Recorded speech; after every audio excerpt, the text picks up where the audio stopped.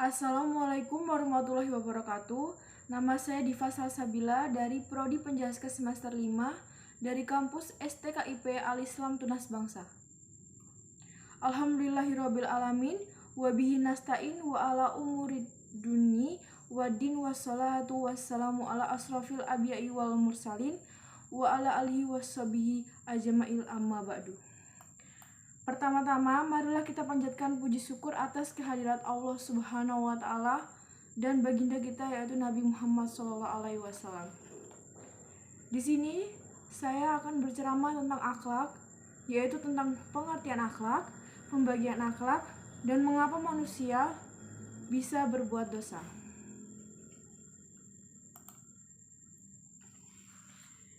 Yang pertama, tentang pengertian akhlak. Pengertian akhlak dibagi menjadi dua bagian, yaitu dalam segi bahasa etimologi dan dalam segi istilah, yaitu terminologi. Dalam segi bahasa, kata akhlak berasal dari bahasa Arab yang merupakan jamak kata khuluqun yang mengandung 3 arti, yaitu yang pertama ada tabiat, adat, dan watak. Tabiat yaitu sifat yang telah terbentuk dalam diri manusia tanpa dikehendaki atau tanpa kemauan, atau tanpa diupayakan atau tanpa usaha. Adat yaitu sifat dalam diri manusia yang diupayakan atau berusaha melalui latihan, yakni berdasarkan keinginan. Watak yaitu jangkauannya meliputi hal yang menjadi tabiat dan hal yang diupayakan sehingga menjadi adat kebiasaan. Sedangkan menurut istilah adalah pengetahuan yang menjelaskan tentang baik dan buruk, benar dan salah, mengatur pergaulan manusia, dan menentukan tujuan akhir dari usaha dan pekerjaannya. Secara singkat, kata akhlak yang berarti kesopanan dan agama atau budi pekerti. Terdapat pula kata akhlakul karimah yang memiliki arti perbuatan mulia lagi terpuji yang diwujudkan dalam bentuk sikap, ucapan, dan perbuatan yang baik sesuai dengan ajaran Islam. Pengertian akhlak dengan ilmu akhlak itu berbeda, karena akhlak adalah yang berkaitan dengan tingkah laku manusia yang dilakukan dengan sengaja, yang muncul dari dorongan jiwa secara spontan. Sedangkan ilmu akhlak adalah ilmu yang mempelajari dan memberi petunjuk bagaimana berbuat kebaikan dan menghindar dari keburukan sesuai dengan tuntutan syariat Islam. Akhlak menggunakan penentuan baik atau buruk perbuatan manusia dengan tolak ukur ajaran Al-Quran sebagaimana firman Allah, "Wahai ahli kitab, sungguh Rasul kami telah datang kepadamu, menjelaskan kepadamu banyak hal dari isi kitab yang kamu sembunyikan, dan banyak pula yang dibiarkannya. Sungguh telah datang kepadamu cahaya dari Allah dan kitab yang menjelaskan." Quran Surat Al-Maidah ayat 15. Selanjutnya ada pembagian akhlak dan contohnya. Pembagian akhlak dibagi menjadi dua bagian, yaitu akhlak terpuji dan akhlak tercela. Yang pertama yaitu akhlak terpuji atau disebut juga dengan akhlak mulia, atau disebut juga dengan akhlakul mahmudah atau akhlakul karimah, yaitu sikap dan tingkah laku yang mulia atau terpuji terhadap Allah Subhanahu wa Ta'ala, sesama manusia dan lingkungannya. Ada beberapa contoh akhlak terpuji, yaitu contoh akhlak terpuji yang pertama, yaitu contoh akhlak terpuji terhadap Allah. Akhlak mulia terhadap Allah diartikan sebagai tingkah laku manusia sebagaimana makhluk ciptaannya, yang pada prinsipnya manusia yang beriman dan berakhlak mengetahui terhadap keesaan Allah Subhanahu wa Ta'ala yang telah menciptakan manusia menjadi makhluk yang paling sempurna di muka bumi ini. Sebagaimana firman-Nya, "Dan Allah mengeluarkan kamu dari perut ibumu dalam keadaan tidak mengetahui sesuatu pun, dan Dia memberi pendengaran, penglihatan, dan hati nurani agar kamu bersyukur." Quran Surat An-Al Surat ke-16 ayat 78. Ada pula contoh dalam akhlak mulia terhadap Allah Subhanahu wa Ta'ala. Di antaranya ada ikhlas, yaitu artinya suci, murni, jernih, tidak tercampur dengan yang lainnya. Perbuatan seseorang dikatakan suci apabila dikerjakan karena Allah semata. Yang kedua ada bertaubat, yaitu suatu sikap menyesali perbuatan buruk yang dilakukan. Yang ketiga ada bersabar, dapat menahan diri pada kesulitan dengan berbagai ujian serta mencari ridhonya. Yang keempat ada bersyukur, suatu sikap memanfaatkan sebaik-baiknya yang bersifat fisik maupun non-fisik dan meningkatkan amal soleh dengan bertujuan mendekatkan diri kepada Allah. Yang kelima ada bertawakal, berusaha seoptimal mungkin dan berdoa, menyerahkan semuanya kepada Allah untuk meraih sesuatu yang diharapkan. Yang keenam ada harapan, sikap jiwa yang sedang mengharap sesuatu yang disenangi Allah Subhanahu wa Ta'ala. Yang terakhir ada bersikap takut. Takut akan siksaan Allah jika melanggar perintahnya. Contoh akhlak mulia yang kedua yaitu terhadap sesama manusia. Salah satu faktor kuatnya iman seseorang terlihat dari perilakunya sehari-hari terhadap orang lain. Bagi muslim yang menaati peraturan akan tercermin akhlak mulianya terhadap sesama. Dalam ini juga memiliki contoh, yaitu menjaga hubungan yang baik, seperti halnya saling tolong-menolong dengan tetangga, saling memberi jika ada rezeki lebih, atau saling membantu dalam hal kebaikan. Yang kedua, berkata benar. Semakin hari semakin banyak informasi di luar pemikiran kita, membuat masuk atau opini yang salah dalam masyarakat terkadang mengikuti berita yang ternyata tidak benar kenyataannya atau disebut juga dengan hoax. Yang ketiga, tidak meremehkan orang lain. Allah memerintahkan bagi orang yang beriman untuk tidak merendahkan orang lain, merasa dirinya lebih, padahal kita tidak sadar ada yang lebih baik dan lebih berpikiran daripada luasnya pemikiran kita. Yang terakhir ada berprasangka baik atau husnuzon. Husnuzon kepada sesama adalah sifat terpuji yang harus diterapkan dengan lahir dan batin, ucapan dan sikap, agar apa yang kita jalani selalu diridhoi oleh Allah.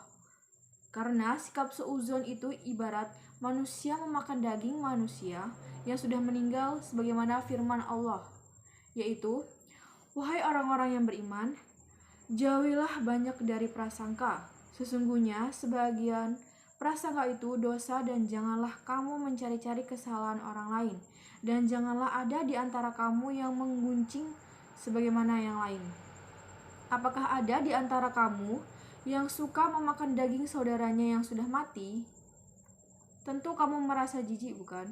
Dan bertakwalah kepada Allah Subhanahu wa Ta'ala, sesungguhnya Allah Maha Penerima Taubat, Maha Penyayang. Quran Surat Al-Hujurat ayat 12. Yang ketiga yaitu ada contoh akhlak terpuji terhadap diri sendiri. Selain akhlak kepada Allah dan terhadap sesama manusia, tak lupa akhlak terhadap diri sendiri, yang artinya menjaga sifat jasmani dan rohani semakin lebih baik setiap waktunya dengan cara yang pertama yaitu memelihara kesucian dan kehormatan diri. Ada qan'ah, yaitu yang menerima apa adanya pemberian dari Allah Subhanahu wa Ta'ala. Yang ketiga berdoa kepada Allah. Yang keempat sabar dengan ketentuan Allah Subhanahu wa Ta'ala. Yang kelima tawakal kepada Allah. Dan yang terakhir rendah hati. Yang kedua, akhlak buruk atau tercela, atau disebut juga dengan akhlakul masmumah. Akhlakul masmumah yaitu sikap dan tingkah laku yang buruk terhadap Allah, sesama manusia dan makhluk lain serta lingkungan. Agar setiap muslim menghindari sifat tercela karena ini sangat merusak kehidupan manusia, baik dalam kehidupan pribadi, keluarga, bermasyarakat maupun kehidupan bernegara. Begitu juga hubungan dengan Allah. Halnya seperti yang pertama, contoh akhlak yang tercela kepada Allah, yaitu musyrik. Musyrik merupakan persekutukan atau meminta atau memohon selain kepada Allah dengan makhluknya, seperti menyembah berhala, termasuk dalam hati yang musyrik. Karena ini bertentangan dengan ajaran tauhid. Dan ingatlah ketika Luqman berkata kepada anaknya, ketika dia memberi kepelajaran kepadanya, "Wahai anakku, janganlah engkau mempersekutukan Allah. Sesungguhnya mempersekutukan Allah adalah benar-benar kezaliman yang besar." Quran Surat Luqman ayat 13. Yang kedua ada takabur, yaitu sikap menyombongkan diri dan tidak mengakui kekuasaan Allah di alam ini.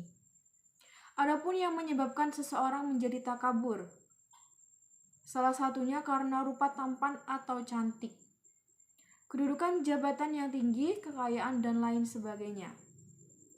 Salah satu ayat Allah yang menerangkan ketakaburan manusia terdapat dalam Quran Surat An-Nahl ayat 29 yang berbunyi, "Maka masukilah pintu-pintu neraka jahanam, kamu kekal di dalamnya. Pasti itu seburuk-buruk tempat orang yang menyombongkan diri." Selanjutnya ada murtad, yaitu sikap mengganti keyakinan diri dan beralih ke keyakinan yang lain dari agama Islam, atau singkatnya keluar dari agama Islam.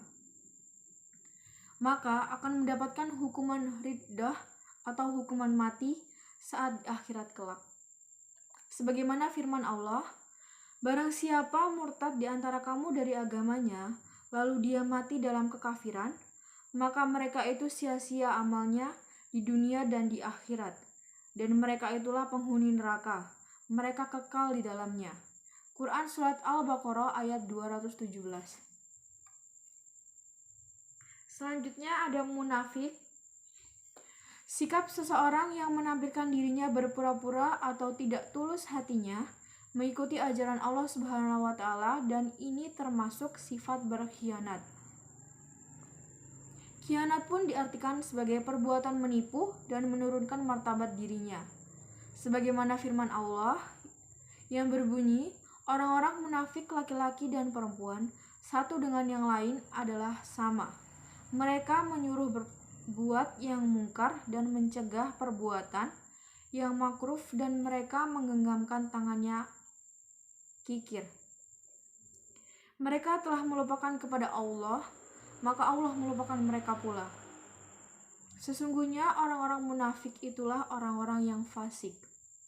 Quran Surat At-Taubah ayat 67. Adapun tanda-tanda orang munafik, menurut sebuah hadis Rasulullah SAW bersabda, tanda-tanda orang munafik itu ada 3, yaitu apabila berbicara ia berbohong, apabila berjanji ia menyalahi, dan apabila diserahi amanah ia curang.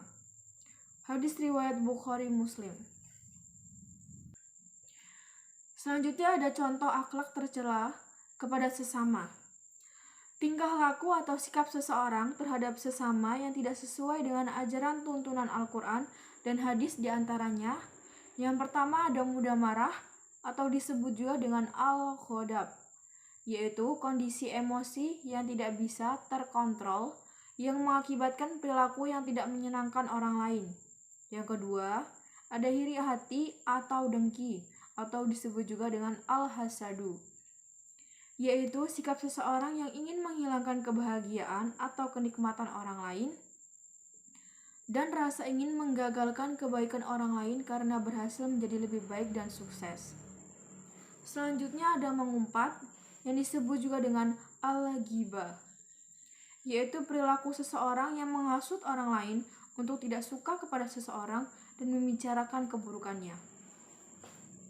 Yang keempat ada berbuat aniaya, atau disebut juga dengan al-zulmu, yaitu perbuatan yang akan merugikan orang lain, baik materi maupun non-materi. Dan sebagaimana mengatakan, seseorang yang mengambil hak orang lain. Yang kelima ada kikir, atau disebut juga dengan al-bukhlu, yaitu sikap seseorang yang tidak mau membantu orang lain, baik dalam hal jasa maupun materi.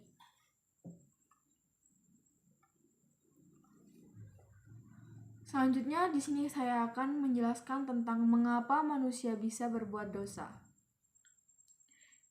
Kata dosa sendiri dalam Al-Quran sering diungkapkan dengan kata adzab, ism, atau al-jurm, yaitu dosa yang berarti melakukan sesuatu yang dilarang atau meninggalkan sesuatu perbuatan yang diperintahkan syariat Islam. Memiliki akibat dan dampak negatif, baik bagi si pelaku maupun lingkungan sekitarnya. Allah Subhanahu wa Ta'ala menegaskan, barang siapa mengerjakan kejahatan atau dosa, maka itu akan menimpa dirinya sendiri. Kemudian kepada Tuhanmu kamu dikembalikan. Terdapat dalam Quran surat Al-Jasiyah, surat ke-45 ayat 15. Oleh karena itu, manusia tidak pernah luput dari sebuah kesalahan. Oleh karenanya, dosa disebabkan karena manusia mencintai dirinya sendiri atau hal-hal lain sedemikian rupa sehingga menjauhkan diri dari cinta terhadap Allah.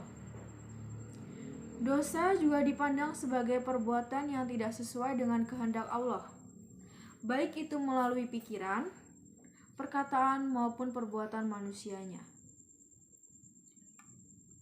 Apabila manusia berbuat dosa, ini semua terjadi semata-mata akibat dari perbuatan dosa yang kelewatan batas. Allah tidak menzolimi mereka, tetapi merekalah yang menzolimi diri mereka sendiri. Quran Surat At-Taubat ayat 70. Para ulama menjelaskan semua perbuatan dosa tersebut sama sekali tidak berasal dari fitrah manusia. Manusia menurut fitrahnya sendiri lebih condong berbuat kebajikan daripada kejahatan.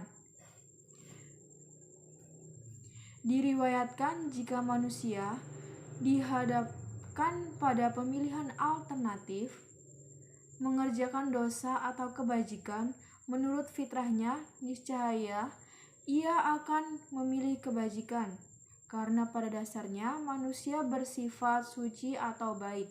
Hadis riwayat Baihaqi. Kalaupun ada yang masih melakukan dosa, itu semata-mata kelemahannya dalam mempertahankan benteng kebajikannya. Itulah sekian ceramah materi tentang akhlak, yaitu tentang pengertian akhlak, pembagian akhlak, dan mengapa manusia bisa berbuat dosa. Sekian dari saya. Subhanakallahumma wa bihamdika asyhadu an la ilaha illa anta astaghfiruka wa atubu ilaik. Mohon maaf jika banyak yang salah dalam berkata dan mohon maaf jika berbelit-belit. Saya akhiri, wassalamualaikum warahmatullahi wabarakatuh.